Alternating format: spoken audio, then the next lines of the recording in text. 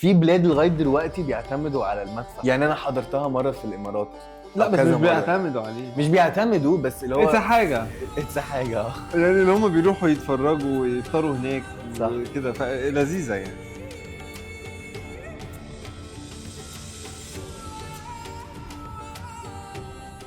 اهلا بيكم في حلقة جديدة من بالصدفة في رمضان مع مازن سعيد. هاي. احنا الحلقة بقى النهاردة هنتكلم على مدفع رمضان. تمام. لا مش كده.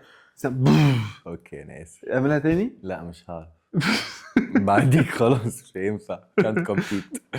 احنا كل يوم بنستنى المدفع يضرب عشان نفطر، بس يا ترى المدفع ده بدأ ازاي وليه فضل مستمر لحد النهارده مع اننا عندنا موبايلات وساعات؟ يلا نحكي الحكايه. يلا. تفتكر اول مره ضربوا فيها المدفع الفطار كان فين؟ في مصر. بالظبط. الحكايه بدأت في عصر محمد علي باشا بالصدفه. كانوا بيجربوا مدفع جديد والمدفع ضرب مع وقت المغرب، فالناس افتكرت ان الحكومه بتعلن عن وقت الفطار. ايه ده، يعني من المدفع او كل ده ابتدى بالصدفه؟ كله بالصدفه. زينا بالصدفه. زينا. بالصدفه. المصريين حبوا الفكرة، ولما والدة محمد علي سمعت بالقصة اقترحت انها تكون عادة سنوية.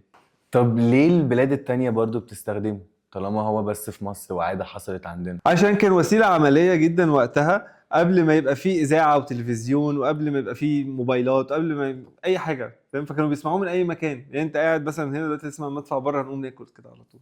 طب هل انت حضرت مدفع قبل كده لايف؟ يعني كنت واقف وشفته حصل قدامك؟ حضرته مرة في الكويت. بصراحة الخلاء على فكرة هو في في بيعملوه بلاد. هناك. لا في الكويت دلوقتي بيعملوه في التلفزيون وقت الفطار، بيبقى أيوة. على اللايف لا تي في. التلفزيون حتى ما في مصر برضو في التلفزيون بيبقى محطوط. I think في القلعة هنا صح؟ لا في بيعملوا، I هو think في بيبقى القلعة. كذا مكان، في القلعة وفي العاصمة وفي يعني لا ما اعرفش عن بتاع العاصمه، بس في القلعه اي ثينك زمان. زمان اللي موجود اصله في تقريبا، التلفزيون مش محطوط في عايز القلعه. اهبد بس تقريبا اصله في القلعة بس مش عايز هو تهبد، عاملين نهبد بس.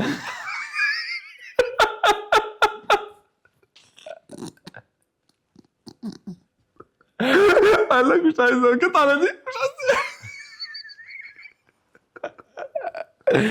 يعني المعلومة دي ما خدتهاش من جوجل يعني. بس عامة في بلاد لغاية دلوقتي بيعتمدوا على المدفع، يعني أنا حضرتها مرة في الإمارات.